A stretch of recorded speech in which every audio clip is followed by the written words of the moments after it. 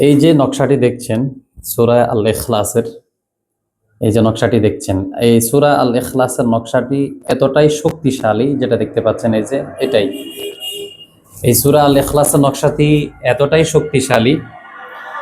এখানে বলা হয়েছে, আমি পুরোপুরি ব্যাক ক্যামেরা দিয়ে আপনাদেরকে দেখানোর চেষ্টা করতেছি। দেখেন, দেখতে থাকেন। এই যে আশা করি দেখতে পাচ্ছেন, এই যে এখানে যেভাবে দেখছেন আপনারা ঠিক হুবহুব ওইভাবে কিন্তু নকশাটা লিখবেন। কেমন? এই নকশাটি লেখার নিয়ম হচ্ছে বকরির চামড়া অর্থাৎ ছাগলের চামড়ার মধ্যে লিখতে হবে। এটা কে লিখবে, কি জন্য লিখবে? ভালোবাসার জন্য বা মহাব্বতের জন্য। জায়েজ পন্থায় যে ব্যক্তি এটাকে, আমি যেভাবে বললাম ঠিক একইভাবে করবে। তিনটা করতে হবে, তিনটা চামড়ায়, বকরির চামড়া অর্থাৎ ছাগলের চামড়ার মধ্যে। ছাগলের চামড়া শুকানোর পরে ওই ছাগলের চামড়ার মধ্যে এই নকশাটা লিখতে হবে।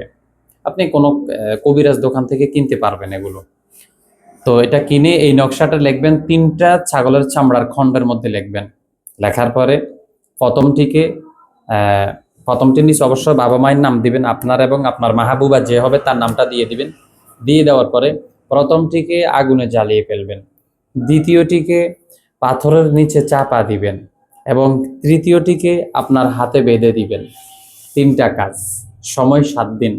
ইনশাআল্লাহ আর কিছু বলবো না। আমি অন্য মানুষের মতো কথা বলি না, যে মানে যেটাকে বলে মানুষ অতিরিক্ত কথা বলে, আমি অতিরিক্ত কথা বলি না।